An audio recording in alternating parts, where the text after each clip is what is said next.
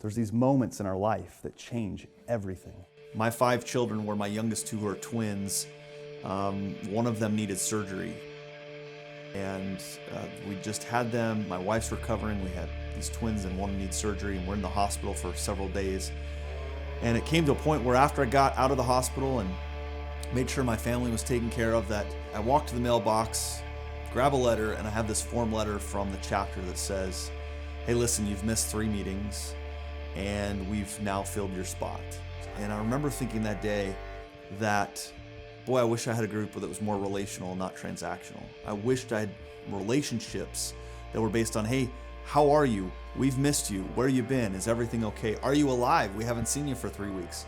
Not a single person reached out, and I don't blame them. That was the structure and the culture of the group that had been organized.